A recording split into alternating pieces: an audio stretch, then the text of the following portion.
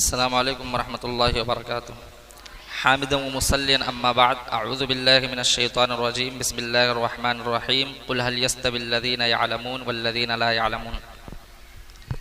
میں آپ لوگوں کو علم کے تعلق سے 6-7 اہم چیزیں بتانا چاہوں گا، اور اگر آپ ان چیزوں کو ذہن میں بٹھا لیں گے تو آگے چل کر کے آپ بہت بڑے عالم بن سکتے ہیں، بہت بڑے پوسٹ پہ پہنچ سکتے ہیں، لوگوں میں اپنا ایک مقام بنا سکتے ہیں کہ لوگ آپ کے نام سے آپ کو پہچانیں گے.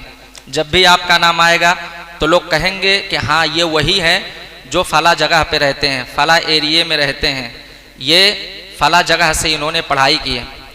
سب سے پہلے ایک چیز جان لیں، ہم صبح میں اسکول جاتے ہیں، وہاں جا کے ہم کچھ اور حاصل کرتے ہیں، کچھ اور سیکھتے ہیں، اور دوپہر میں یا شام میں ہم مدرسہ آتے ہیں.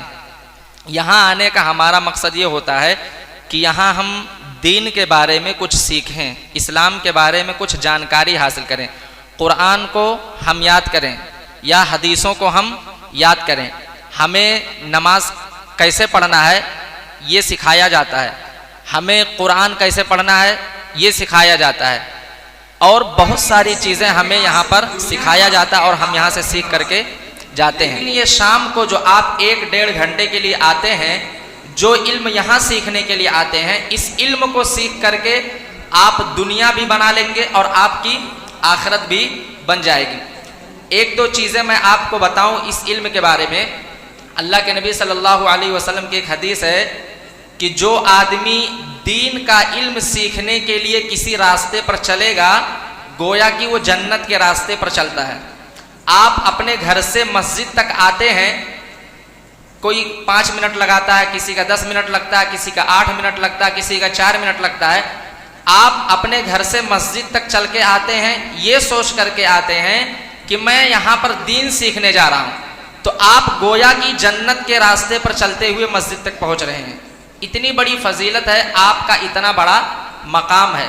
صبح آپ اسکول جاتے ہیں آدھے گھنٹے کا سفر کر کے، اس کی کوئی فضیلت نہیں ہے، لیکن شام کو آپ جو 1-1.5 گھنٹے کے لیے آتے ہیں دین کا علم سیکھنے کے لیے، اس کے بارے میں نبی صلی اللہ علیہ وسلم نے فرمایا ہے کہ جو آدمی دین کا علم سیکھنے کے لیے کسی راستے پر چلتا ہے، گویا کہ وہ جنت کے راستے پر چلتا ہے. اور ایک حدیث میں نبی صلی اللہ علیہ وسلم نے فرمایا کہ ایسے آدمی کے لیے، ایسے لڑکے یا ایسے لڑکی کے لیے، ایسے مرد یا ایسے عورت کے لیے اللہ تعالیٰ جنت کا راستہ آسان بنا دیتا ہے. اور اسی حدیث میں ہے کہ ایسے آدمی کے لیے جو دین کا علم سیکھنے کے لیے کہیں جاتا ہے تو فرشتے خوشی میں اپنے پروں سے اس کو ڈھانپ لیتے. فرشتے ہمارے اوپر اپنے پروں سے ڈھانپ لیتے ہیں. ہماری محبت میں ہم سے فرشتے بھی اتنی محبت کرتے ہیں کہ ہماری خوشی میں، ہماری محبت میں وہ اپنے پروں سے ہم کو ڈھانپ لیتے ہیں. آپ سوچئے کہ ہمارا کتنا بڑا مقام ہے، 1-1.5 گھنٹہ آ کر کے ہم اتنا بڑا مقام پا رہے ہیں. اور صرف یہی نہیں، پانی کے اندر جو مچھلیاں ہیں سمندر کے اندر، وہ مچھلیاں ہمارے لیے دعا کرتی ہیں. سوراخوں میں جو چیونٹیاں ہوتی ہیں وہ بھی ہمارے لیے دعا کرتی ہیں کہ اے اللہ اس لڑکے کے گناہوں کو بخش دے یا اس لڑکی کے گناہ کو بخش دے. تو یہ ہماری فضیلت ہے علم کے تعلق سے. ایک اور چیز بتاؤں میں آپ کو، یہ تو فضیلت تھی کہ ہمارا مقام کیا ہے. ہم یہ جو دین کا علم حاصل کرنے آتے ہیں، اس کے لیے ہمیں چاہیے کہ ہم 6 چیزیں ہمیشہ اپنے سامنے رکھیں. امام شافعی رحمہ اللہ کا آپ نے نام سنا ہوگا، بہت بڑے امام گزرے ہیں. انہوں نے اپنے ایک شاگرد کو نصیحت کرتے ہوئے فرمایا تھا کہ اگر تم علم حاصل کرنا چاہتے ہو تو 6 چیزوں کو اپنے سامنے رکھو. ان 6 چیزوں میں پہلی چیز ہے ذہانت، ذہین ہونا. آدمی اپنے آپ کو ذہین بنائے، اپنے آپ کو ہوشیار اور چالاک بنائے. جب وہ اپنے آپ کو ہوشیار اور چالاک بنا لے گا تو وہ کوئی بھی چیز آسانی سے سیکھ لے گا. لیکن اگر وہ اپنے آپ کو ہوشیار نہیں بنائے گا، چالاک نہیں بنائے گا، ذہین نہیں بنائے گا، تو استاذ اس کے سامنے کچھ بولے گا اور وہ بھول جائے گا. استاذ اسے کوئی چیز بتائے گا، تھوڑی دیر کے بعد وہ بھول جائے گا. ہو سکتا ہے کہ کلاس روم میں بیٹھ کر کے وہ چیز اسے یاد رہے، مگر جیسے ہی وہ کلاس روم سے باہر جائے گا، گھر آئے گا، وہ چیز اس کے ذہن سے نکل جائے گی۔ تو آپ کوئی بھی علم حاصل کرنا چاہتے ہو تو سب سے پہلے اپنے آپ کو ذہین بناؤ، ہوشیار اور چالاک بناؤ، یہ پہلی چیز ہے۔ دوسری چیز لالچ۔ آپ کسی چیز کو اس وقت تک نہیں حاصل کر سکتے ہیں جب تک کہ آپ کے اندر لالچ نہ آئے۔ آپ کو اگر پیسہ کمانا ہے، ایک مثال سے سمجھیے، کوئی آدمی یہ چاہتا ہے کہ میں بہت سارا پیسہ کما لوں، تو وہ گھر پہ بیٹھ کر کے پیسہ نہیں کما سکتا، یا باہر صرف دوڑ بھاگ کر کے پیسہ نہیں کما سکتا۔ اس کے اندر لالچ ہونی چاہیے کہ میں یہ کام کروں گا، اتنی محنت کروں گا، تب جا کر کے یہ پیسہ مجھے یہاں سے ملے گا۔ تو پہلی چیز یہ ہے کہ اپنے آپ کو ذہین بنائیں، اور دوسری چیز یہ ہے کہ اپنے آپ کو لالچی بنائیں علم کا۔ جب علم کے لالچی ہم بن جائیں گے تو علم سامنے سے ہماری طرف بھاگتے ہوئے آئے گا۔ ہمیں تھوڑی سی محنت کرنی پڑے گی، ہم تھوڑی سی محنت کریں گے، علم سامنے سے ہمارے پاس آ جائے گا۔ یہ دوسری چیز ہوئی۔ تیسری چیز محنت۔ اگر آپ اپنے آپ کو لالچی بنا لیں علم کا، اپنے آپ کو ذہین بنا لیں، لیکن محنت نہ کریں تو بھی آپ کوئی بھی علم حاصل نہیں کر سکتے۔ آپ کو محنت بھی کرنا پڑے گا، آپ کو اپنا وقت بھی لگانا پڑے گا۔ استاذ نے کلاس روم میں کیا پڑھایا ہے، گھر جانے کے بعد اس کو یاد کرنا پڑے گا، اس کا ریویژن کرنا پڑے گا، اس کو دہرانا پڑے گا۔ کون سی چیز استاذ نے لکھنے کو کہا ہے اسے آپ کو لکھنا پڑے گا۔ 4 سے 5 گھنٹہ وقت آپ کو لگانا پڑے گا۔ آپ کو اپنی نیند کو برباد کرنا پڑے گا، رات کو جاگ کر کے آپ کو پڑھائی کرنی پڑے گی، تب جا کر کے آپ کوئی علم حاصل کر سکتے ہیں۔ کچھ بننا اگر چاہتے ہیں تو آپ کو ذہین بننا پڑے گا، اور ذہین کے ساتھ ساتھ لالچی بھی بننا پڑے گا، اور لالچی بننے کے ساتھ ساتھ محنت بھی کرنی پڑے گی۔ یہ 3 چیزیں ہوئی۔ چوتھی چیز وصحبت استاذ، استاذ کے ادب۔ یہ بہت اہم چیز ہے، آپ اس کو یہاں سے لے کے جائیے۔ استاذ کا ادب یہ بہت اہم چیز ہے۔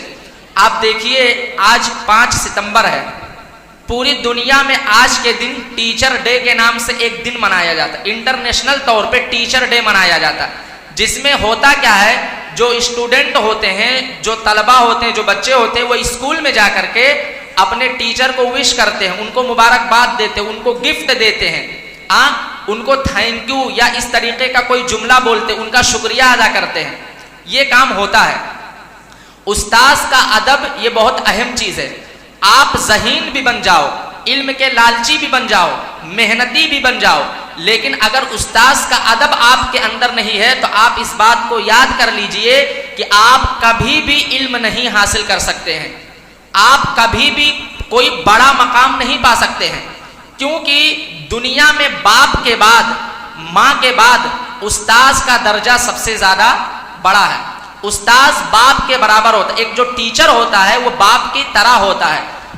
آپ کے ماں باپ نے، ہمارے ماں باپ نے ہم کو پیدا کر کے اسکول میں ڈال دیا، چاہے آپ ہو چاہے میں ہوں۔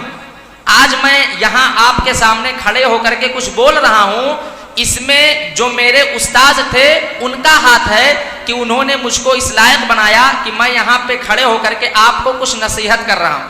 جس طرح میں آپ کو نصیحت کر رہا ہوں، اسی طرح وہ لوگ مجھ کو بھی نصیحت کرتے تھے۔ تو استاذ کا ادب یہ بہت ہی زیادہ ضروری ہے۔ استاذ باپ کے درجے میں ہوتا، باپ کی طرح ہوتا ہے۔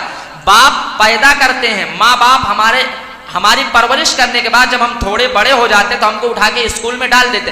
اب وہاں ہمیں جو کچھ سکھایا جاتا ہے وہ ہمارے ماں باپ آ کر کے یا ہمارے والدین آ کر کے نہیں سکھاتے، وہ استاذ ہی ہوتا ہے جو وہاں پر ہمیں سکھاتا ہے، ہماری تربیت کرتا ہے، ہمیں بتاتا ہے کہ کپڑا کیسا پہننا ہے، ہمیں بتاتا ہے کہ آپ کے ہاتھ میں جو ناخن ہے یہ بڑے ہیں، اس کو چھوٹا رکھنا تاکہ اس میں گندگی نہ ہو۔ وہ ہمیں بتاتا ہے کہ ہمارا بال اچھا ہونا چاہیے، وہ ہمیں بتاتا ہے کہ ہمیں صاف ستھرا رہنا چاہیے، یہ استاذ ہی بتاتا ہے۔ 2 چیز میں آپ کو بتاؤں استاذ کے ادب کے بارے میں۔ ایک بہت ہی مشہور بادشاہ گزرا ہے، اس کا نام تھا ہارون رشید، بہت ہی مشہور بادشاہ گزرا۔ اس کے 2 بیٹے تھے، ایک کا نام تھا امین اور ایک کا نام تھا مامون۔ یہ دونوں جس استاذ کے پاس پڑھتے تھے، ایک دن ہوا یہ کہ استاذ کو کہیں جانے کی ضرورت پیش آئی، استاذ کے پاس کوئی کام آ گیا اور انہیں جانا پڑا۔ ان دونوں بچوں نے، بادشاہ کے بچے ہیں، یہ بادشاہ کے بچے، مطلب وہ اس وقت اس جگہ کا بادشاہ تھا، سارے لوگ اس کے غلام تھے، وہ سب کا بادشاہ تھا، اور وہ اس کے بچے تھے، گویا کہ بہت بڑے مقام پر، بہت بڑے پوسٹ پر تھے۔ لیکن ہوا کیا، استاذ کو کہیں جانے کی ضرورت پیش آئی، ان دونوں بچوں نے دیکھا کہ استاذ کی جوتی جو ہے، اس کا جو چپل ہے وہ الٹا ہے، تو دونوں دوڑ پڑے اس کے جوتیوں کو سیدھا کرنے کے لیے، اس کے چپل کو سیدھی کرنے کے لیے دونوں دوڑ پڑے، اور جب وہ وہاں تک پہنچے تو دونوں آپس میں لڑنے لگے، ایک بول رہا ہے کہ میں سیدھا کروں گا، دوسرا بول رہا ہے کہ میں سیدھا کروں گا، دونوں آپس میں جھگڑ رہے ہیں کہ استاذ کے جوتی کو میں سیدھا کروں گا، اس کے چپل کو میں سیدھا کروں گا۔ بعد میں جب دونوں کو استاذ نے لڑتا ہوا دیکھا تو کیا کہا، ایک جوتی تم سیدھی کر دو اور ایک جوتی تم سیدھی کرو۔ یہ استاذ کا ادب ہے، ہمیں بھی چاہیے کہ ہم اپنے استاذوں کا، اپنے ٹیچروں کا اسی طرح ادب کریں، اور استاذ کے اس ادب کے نتیجے میں وہ دونوں بچے بہت بڑے مقام پر پہنچے، آگے چل کے یہ بھی بادشاہ بن گئے۔ کیوں بادشاہ بنے؟ استاذ کے ادب کی وجہ سے، استاذ کے دعا کی وجہ سے، استاذ نے جو کچھ انہیں سکھایا اس کی وجہ سے۔ ایک اور چیز میں آپ کو بتاؤں، ایک بہت ہی مشہور امام گزرے ہیں، امام مالک رحمہ اللہ۔ امام مالک رحمہ اللہ کا نام ہر کوئی جانتا ہوگا، اور اگر نہیں جانتا ہے، جو جاننے کی ضرورت ہے، ہم جا کر کے اپنے گھر میں اپنے والدین سے پوچھیں، اپنے اساتذہ سے، اپنے ٹیچروں سے پوچھیں کہ یہ امام مالک تھے کون۔ ان کا بہت بڑا احسان ہے ہمارے اوپر۔ ان کے ایک شاگرد تھے، ان کا نام تھا یحییٰ، جو اندلس ایک جگہ کا نام ہے، وہاں سے چل کر کے آئے۔ آج سے یہ میں 800-900 سال پہلے کی بات کر رہا ہوں۔ اس وقت نہ ہوائی جہاز تھا، اس وقت نہ ریل تھا، نہ ٹرین تھی، یہ جو گاڑیاں چلتی اس وقت کچھ نہیں تھا۔ پیدل چل کے لوگ 2-2 مہینہ 3-3 مہینہ پیدل چل کے لوگ علم حاصل کرنے کے لیے آتے تھے، یا گھوڑے پر، اونٹ پر، یا گدھے پر بیٹھ کر کے آتے تھے۔ 2-2 3-3 مہینہ لگتا تھا پہنچنے کے لیے اس جگہ پر جہاں پر انہیں علم حاصل کرنا ہوتا تھا۔ تو یہ اندلس سے آتے ہیں مدینہ امام مالک رحمہ اللہ سے سیکھنے کے لیے۔ ایک مرتبہ امام مالک رحمہ اللہ درس دے رہے تھے، سارے بچے ان کے سامنے بیٹھے ہوئے تھے، اچانک شور ہوتا ہے کہ مدینہ میں ہاتھی آ گئے۔ ہاتھی ہر کوئی جانتا ہے، مدینہ میں ہاتھی ہوتا ہی نہیں ہے، کوئی آدمی وہاں کبھی ہاتھی دیکھتا ہی نہیں ہے، کیونکہ ہاتھی وہاں ہے ہی نہیں۔ اب اچانک ایک نئی چیز آ گئی مدینہ میں، تو پورے مدینہ میں شور ہو گیا کہ مدینہ میں ہاتھی آیا ہے، اور وہ جانور بہت بڑا ہے، ایسا ہے ویسا ہے، اسے ہم دیکھنے کے لیے چلتے۔ جتنے بچے استاذ کے سامنے یعنی امام مالک رحمہ اللہ کے سامنے بیٹھے تھے سب اٹھ کر کے چلے گئے، لیکن حضرت یحییٰ، امام یحییٰ رحمہ اللہ اٹھ کر کے نہیں گئے۔ حضرت امام مالک رحمہ اللہ نے ان سے پوچھا کہ بیٹا، سارے بچے جو ابھی یہاں بیٹھ کر کے پڑھ رہے تھے، ہاتھی کا نام سن کر کے سب اسے دیکھنے بھاگ گئے، تم کیوں نہیں گئے؟ تم یہاں سے اٹھ کر کے کیوں نہیں گئے؟ تم نے بھی تو کبھی ہاتھی نہیں دیکھا ہے، تو جاؤ دیکھ لو کہ وہ کیسا ہوتا ہے۔ لوگ بتاتے بہت بڑا جانور ہے، بہت موٹا ہوتا ہے، بہت لمبا ہوتا ہے، بہت طاقتور ہوتا ہے، جاؤ تم بھی دیکھ کر کے چلے آؤ۔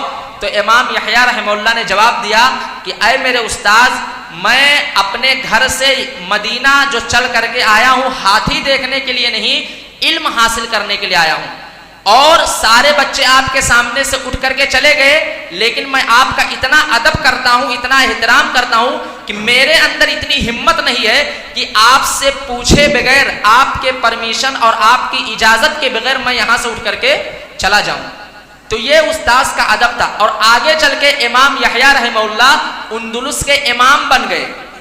آج ان کا نام کتابوں میں لکھا ہے، ہم لوگ جب پڑھتے ہیں حدیث قرآن پڑھتے ہیں تو اس کو سمجھنے کے لیے بولتے ہیں کہ امام یحییٰ رحمہ اللہ نے یہ فرمایا ہے، اس آیت کے بارے میں وہ یہ کہتے ہیں، اس حدیث کے بارے میں وہ یہ کہتے۔ اتنے بڑے امام وہ بن گئے۔ کیوں امام بنے؟ ان کے اندر علم حاصل کرنے کا لالچ تھا، وہ محنتی تھے، استاذ کا ادب و احترام کرنے والے تھے۔ تو ہمیں چاہیے کہ اگر ہم کچھ بننا چاہتے ہیں، کچھ حاصل کرنا چاہتے ہیں، تو ہم استاذ کا ادب کریں، استاذ کا احترام کریں۔ یہ بہت ہی اہم چیز ہے جو ہمیں ہمیشہ اپنی زندگی میں سامنے رکھنی ہے، کیونکہ استاذ ہی وہ ہوتا ہے جو ہمیں سب کچھ دیتا ہے۔ میں آپ کو اپنی ایک مثال بیان کروں۔ یہاں کوئی 16 سال کا ہے، کوئی 15 سال کا، کوئی 17 سال کا ہوگا، کوئی 10 سال کا ہوگا، کوئی 12 سال کا ہوگا۔ کتنے ایسے ہیں، میں صرف اپنے بارے میں اس لیے بتا رہا ہوں کیونکہ اس وقت میں آپ کے سامنے کھڑا ہوں۔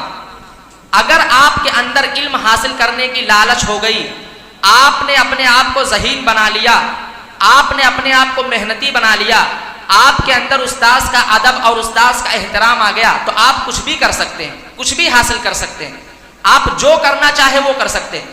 میں اس میں سے کوئی ایک چھوٹے سے بچے کو لے لو، 10 یا 11 سال کا بچہ، میں جب 10 یا 11 سال کا تھا اس وقت میں حافظ قرآن ہو چکا تھا۔ میرے اندر قرآن یاد کرنے کی لالچ تھی۔ میرے ماں باپ نے نہیں کہا تھا کہ تم کو جاؤ مدرسے میں پڑھو، میں نے خود اپنے ماں باپ سے کہا کہ مجھے قرآن کا حافظ بننا ہے، کیونکہ میں لوگوں کو دیکھتا تھا کہ وہ جب تراویح پڑھاتے تھے تو پورا پورا قرآن پڑھتے تھے، اور جب وہ غلطی کرتے تھے تو پیچھے سے جب ان کو کوئی ٹوکتا تھا تو میرے دل میں یہ بات آتی تھی کہ کاش قرآن مجھے بھی یاد ہوتا تو وہ غلطی کرتا تو میں بھی پیچھے سے اسے بتاتا۔ میں خود بول کر کے 11 سال کی عمر، جب میں 8 سال کا تھا تو میں نے حفظ کرنا شروع کیا، مخرج وغیرہ سیکھا، اور اس کے بعد 1-2 مہینہ میں نے ناظرہ پڑھا، اور پھر 2 سال کے اندر ہی میں نے 30 پارہ قرآن یاد کر لیا۔ کیوں یاد کیا؟ میرے اندر لالچ تھی قرآن یاد کرنے کی، میرے اندر قرآن یاد کرنے کی لالچ تھی، اس لالچ نے مجھے اس بات پر مجبور کر دیا کہ تم قرآن کو یاد کر لو۔ اور کسی کا 4 سال لگتا ہے قرآن یاد کرنے میں، کسی کا 5 سال لگتا ہے، کسی کا 6 سال لگتا ہے، مگر میرے اندر جو لالچ تھی اس لالچ نے مجھے 2 سال کے ہی اندر قرآن کا حافظ بنا دیا۔ اور یہیں پر بس نہیں، قرآن حفظ کرنے کے بعد پھر میرے اندر یہ لالچ ہوئی کہ کاش قرآن میں جو عربی لکھی ہوئی ہے وہ میں سمجھتا تو کتنا اچھا ہوتا، قرآن کا جو مطلب ہے، اس کا جو معنی ہے، اگر وہ مجھے سمجھ میں آتا تو بہت ہی اچھا ہوتا۔ پھر میں نے پڑھنا شروع کیا، اور پھر 10 سال تک میں نے پڑھائی کی۔ 10 سال پڑھنے کے بعد میں نے اپنے آپ کو اس قابل بنایا کہ میں قرآن کو بھی، قرآن کا کوئی بھی ورڈ، کوئی بھی آیت، کوئی بھی سورت آپ یہیں پہ پڑھتے رہیے، میں یہیں کھڑے ہو کر کے بلا قرآن دیکھے آپ کے سامنے اس کا ترجمہ کرتے رہوں گا، اس کا معنی و مطلب آپ کو سمجھاتے۔ 30 پارہ بھی یاد کروا دیا اللہ تعالیٰ نے اور میری لالچ نے، اور اس 30 پارے کا جو معنی ہے، اس کا جو مطلب ہے، اس کا جو مفہوم ہے، وہ بھی ہمارے ذہن میں ہماری لالچ کی وجہ سے اور اللہ تعالیٰ کے فضل سے وہ چیز بیٹھ گئی، وہ چیز بھی یاد ہو گئی۔ اور یہیں پر بس نہیں، 10 سال کی پڑھائی کے بعد پھر ایک لالچ پیدا ہوئی کہ کاش کچھ میں اور بن جاؤں۔ انڈیا میں، ہندوستان میں پڑھ کر کے میں کوئی بہت بڑا مقام نہیں پا سکا، کاش میں کسی بڑے پوسٹ پر پہنچ جاؤں۔ پھر میں نے محنت شروع کی، اور اللہ تعالیٰ نے مجھے پورے دنیا کی سب سے بڑی اسلامک یونیورسٹی جو مدینہ میں ہے اس کے اندر اللہ نے میرا داخلہ کرا دیا، اور میں وہاں کا اس وقت اسٹوڈنٹ ہوں۔ آپ کے سامنے اس لیے ہوں کیونکہ اس وقت میں چھٹی پر ہوں، ہماری چھٹی چل رہی ہے، اور چھٹی کی وجہ سے میں یہاں آپ کے سامنے ہوں، ورنہ اس وقت میں مدینہ میں ہوتا۔ تو یہ لالچ کی وجہ سے سب کچھ ہوا۔ اگر لالچ نہیں ہوتی، میں محنت نہیں کرتا، میں اپنے آپ کو ذہین نہیں بناتا، اپنے استاذ کا میں ادب و احترام نہیں کرتا، تو یہ ساری چیزیں مجھے نہیں ملتی۔ ایک آخری چیز جان لیں کہ آپ ہمیشہ کوشش کیجئے کہ ایسے لوگوں کے ساتھ رہیں جو اچھے لوگ ہیں، جو پڑھنے والے لوگ ہیں۔ اگر آپ ایسے لوگوں کا ساتھ پکڑیں گے تو ہمیشہ کامیاب رہیں گے، لیکن اگر آپ نے برے لوگوں کا ساتھ پکڑ لیا تو یہ سمجھ لیجئے کہ وہ برے لوگ آپ کو برے راستے پر لگا دیں گے۔ 2 چیزیں بتا کے میں بات ختم کرتا ہوں۔ نبی صلی اللہ علیہ وسلم کی ایک حدیث سن لیجئے، اللہ کے نبی صلی اللہ علیہ وسلم نے فرمایا اچھے ساتھی کی مثال خوشبو کی طرح ہے، اور برے ساتھی کی مثال جو لوہے کا سامان بنانے والا جو آدمی ہوتا ہے اس کی طرح ہے۔ اچھے ساتھی کی مثال خوشبو سے کیوں دی گئی؟ کہا اگر اچھے ساتھی کو دوست بناؤ گے تو اس کی مثال خوشبو والے کی طرح، خوشبو والے کی طرح اس لیے کہ اگر کوئی آدمی خوشبو عطر بیچ رہا ہے، آپ اس کے دکان پہ جاؤ گے تو کچھ خریدو گے، اگر اس سے آپ خوشبو خریدو گے تو بھی آپ کے بدن سے خوشبو آئے گی، اور اگر نہیں خریدو گے تو ہو سکتا ہے جب آپ اس کے پاس روزانہ جاؤ گے تو وہ خوشی میں آپ کو گفٹ دے دے گا، اور اس گفٹ سے بھی آپ کے اندر خوشبو محسوس ہوگی، اور گفٹ نہیں دے گا تو کم سے کم آپ اس کے پاس بیٹھو گے تو اس کے دکان سے آپ کے سامنے خوشبو ہی آئے گی۔ ہر طرف سے اگر آپ اچھے ساتھی کو اپنا دوست بناؤ گے تو چاروں طرف سے آپ کو فائدہ ہی فائدہ ملے گا، لیکن اگر برے ساتھی کو دوست بناؤ گے تو چاروں طرف سے نقصان ہی نقصان ہے۔ ایک واقعہ سن لیجئے پھر بات ختم کرتا ہوں۔ ابو طالب کا نام آپ نے سنا ہوگا، یہ اللہ کے نبی صلی اللہ علیہ وسلم کے چچا تھے. اسلام کی سب سے بہت زیادہ انہوں نے خدمت کی. جب تک زندہ رہے نبی صلی اللہ علیہ وسلم کا یہ ساتھ دیتے رہے.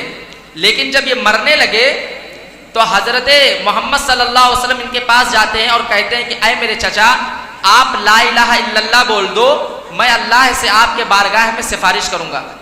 اللہ کے نبی صلی اللہ علیہ وسلم ایک طرف کیا بول رہے ہیں کہ آپ لا الہ الا اللہ بول دو, وہیں ابو طالب کے دو ساتھی ابو جہل اور عبداللہ بن ابی امیہ دونوں بہت ہی برے تھے. دونوں اسلام کے دشمن تھے, اسلام کے خلاف ہمیشہ رہتے تھے, اللہ کے نبی صلی اللہ علیہ وسلم کو ہمیشہ ستاتے تھے. ایک طرف اللہ کے نبی یہ بول رہے ہیں کہ آپ لا الہ الا اللہ بول دو, اور دوسرے طرف یہ دونوں لوگ حضرت ابو طالب سے یہ بول رہے ہیں کہ آپ لا الہ الا اللہ مت بولنا.